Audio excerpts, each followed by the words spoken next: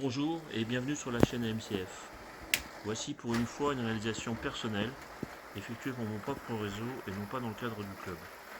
J'avais envie de partager avec vous la conception du pont-levis ou pont basculant qui me permet de boucler mon réseau qui est de type tour de pièce, avec pas mal de contraintes comme vous le verrez, une porte menant à un escalier, un muret supportant une verrière de type atelier, ce même muret supportant 3 voies de circulation. Mes objectifs étaient simples, un système efficace et robuste, le tout bien évidemment pour le moins cher possible. La suite en images.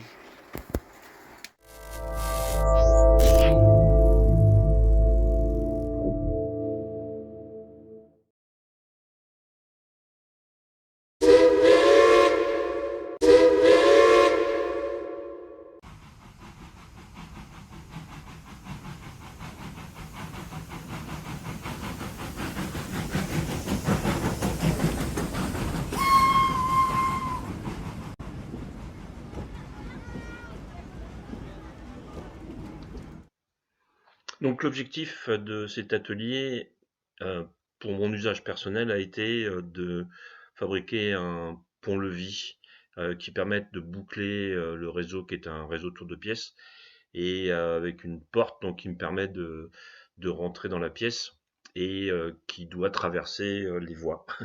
Donc il me fallait un moyen de basculer ce pont-levis assez facilement et que ça soit bien évidemment suffisamment robuste pour tenir dans le temps et éviter que les vêtements se prennent par exemple dans les extrémités de rail qui sont situées en bout du pont-levis ou des modules à raccorder et avoir quelque chose qui soit quand même assez esthétique.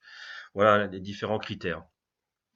Donc le réseau, bah, c'est un réseau autour de pièces ovales, donc qui est situé à une hauteur de 1 mètre, à l'étage de mon garage, d'où les présences de l'escalier et d'une porte, comme vous verrez un petit peu plus tard, avec comme contrainte la présence d'une porte, donc un muret qui supporte une verrière de type atelier. Donc c'est important parce que ce muret va supporter une partie des voies qui sont situées à l'extrémité du réseau avec des courbes. Et c'était une contrainte assez forte de pouvoir faire ce tour de pièce avec plusieurs voies en plus. La pièce est de type mansardé, donc je ne pouvais pas mettre le pont-levis sur un des côtés, il fallait que ça soit plutôt au milieu, de façon à pouvoir le relever. Donc voilà, ça fait pas mal de contraintes que j'ai dû respecter. Donc le plan de la menuiserie du réseau tel qu'il est au jour d'aujourd'hui, puisqu'il y a des circulations déjà sur le niveau caché et une toute petite partie de la partie supérieure, il manque les gares ne sont pas encore terminées au niveau principal, au niveau de parade. Donc on voit à droite la porte avec les escaliers. Le muret donc qui se situe le long de la verrière de type atelier avec la possibilité donc de faire circuler sur ce muret d'un point de vue partiel. Et en rouge pointillé, ce que j'ai représenté, c'est le pont-levis donc que je projetais de construire, qui permet de relier la partie supérieure du muret avec l'autre partie du réseau de façon à boucler la boucle. Donc j'ai réalisé un premier prototype il y a une toute petite année, avec du carton calendrier, bien sûr, c'est un des moyens les plus pratiques de faire des prototypes. Alors, ça m'a permis de valider déjà que d'un point de vue courbe, etc., c'était réaliste. D'un point de vue passage, c'était aussi pratique et que le pont-levis pouvait se relever et être maintenu au mur sans aucun problème. Donc, une fois que cette étape-là passée, j'ai fabriqué une première version avec de la menuiserie conventionnelle. Donc, avec quelques résultats un peu mitigés, c'est-à-dire que le côté muret était très satisfaisant. J'ai choisi de guider la fermeture et le maintien par des tourillons en bois, donc ça fonctionne très très bien. Il n'y a pas d'usure constatée, il y a très peu de manipulation pour que ça tombe à la bonne place, donc je suis assez content de l'utilisation de ces tourillons de guidage. Et la coupe des rails était droite déjà à l'époque, donc pas de problème particulier au moment du passage des convois sur la jonction entre le pont-levis et puis le reste du réseau. Par contre, le côté nord, donc le côté où va être située la gare principale, qui fait que le pont arrive en oblique, les voies arrivent en oblique. J'avais prévu de faire une découpe transversale et c'est pas du tout une bonne idée. Les traverses ne tiennent pas. Et puis la façon dont l'axe de pivotement était réalisé faisait que c'était pas suffisamment précis. Bref, c'était pas costaud. Il y avait pas, le plan n'était pas suffisamment bien respecté. Il y avait, comment dire, un peu de devers qui se constatait sur les voies. Donc pas du tout satisfaisant, donc c'était à refaire. Donc pour la version 2, j'ai décidé d'aller au plus simple, au plus efficace pour faire des coupes qui soient perpendiculaires aux voies et qui soient droites. Ça, c'était important, donc de façon à pouvoir utiliser des supports du commerce sur lesquels on va venir souder les rails pour avoir quelque chose de vraiment solide. Bon, c'est une solution qu'on a déjà déployée au club et sur le réseau de tirés qu'on est en train de remettre en forme en ce moment et qui donne tout à fait satisfaction. Ensuite, sur l'acte de basculement, il faut vraiment qu'il soit perpendiculaire aux voies. C'est le secret pour avoir quelque chose qui soit correct, qui soit efficace, qui soit solide, qui soit pérenne dans le temps, et qui permette donc d'avoir un espace assez minimal entre les rails de chaque côté. Ça, c'est impératif qu'il n'y ait pas trop d'écart de chaque côté pour que le passage des rames ne déclenche pas des toc-toc intempestifs.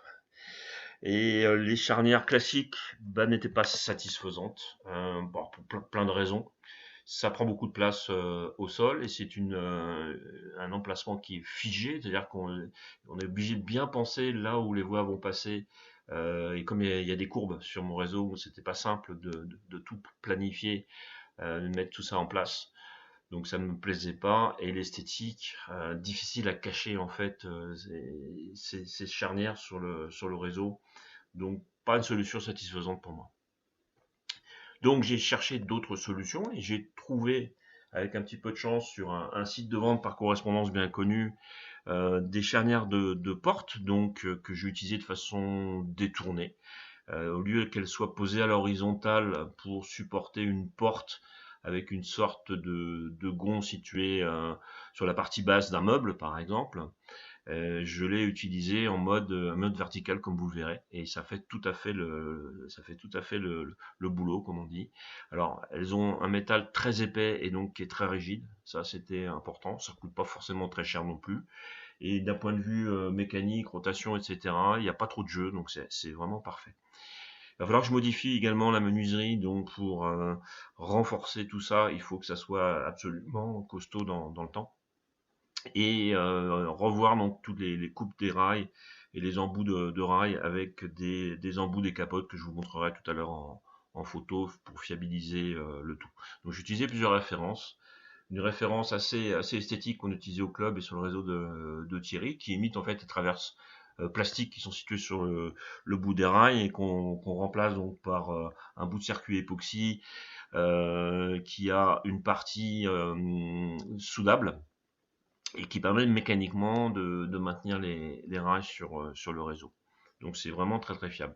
Et l'autre référence des capotes qui est un petit peu moins esthétique, mais là pour le coup qui est beaucoup plus solide, beaucoup plus efficace comme vous le verrez. Donc le pont-levis en coupe, donc vous voyez en haut à chaque extrémité la mansarde de ma pièce, hein, j'ai mis du ciel bleu, mais c'est pour vraiment montrer qu'il y a une contrainte forte avec la mansarde pour l'implantation du réseau. Donc à gauche, la partie que j'appelais la partie nord, sur lequel les courbes vont arriver après le pont-levis.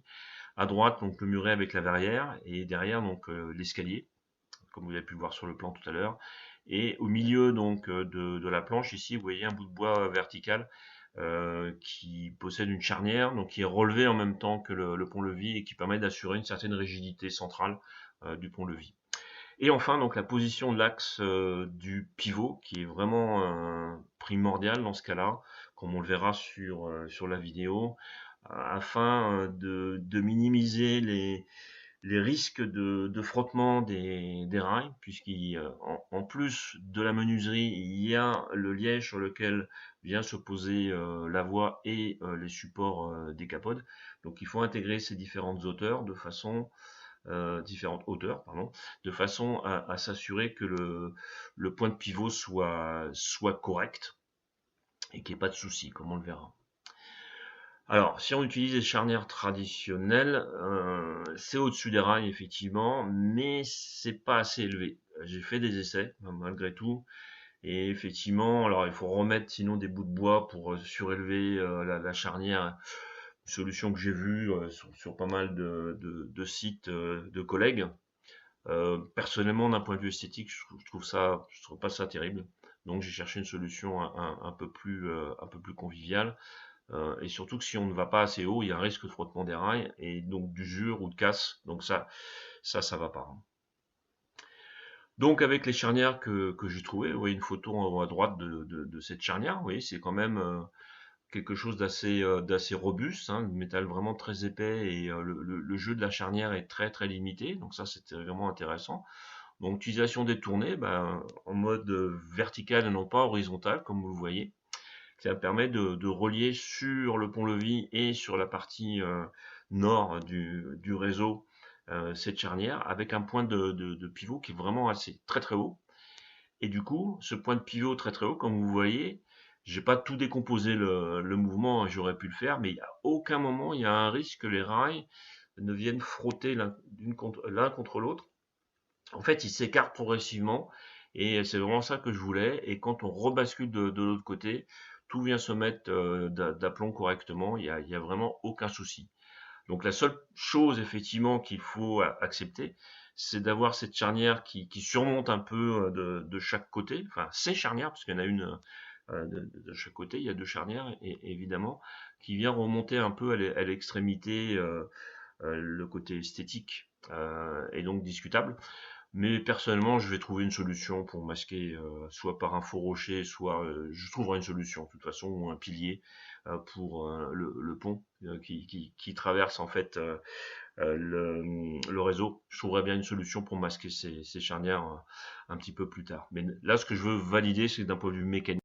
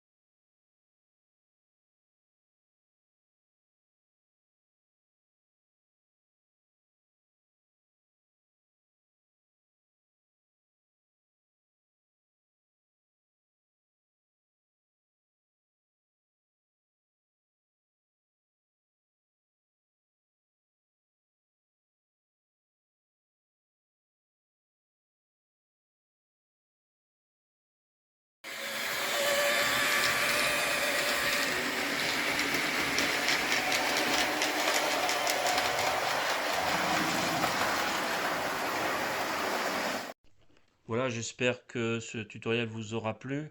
N'hésitez pas à vous abonner si ce n'est pas encore fait et à dire si vous avez aimé ces vidéos avec le pouce levé qui est fait pour ça. Merci et à bientôt.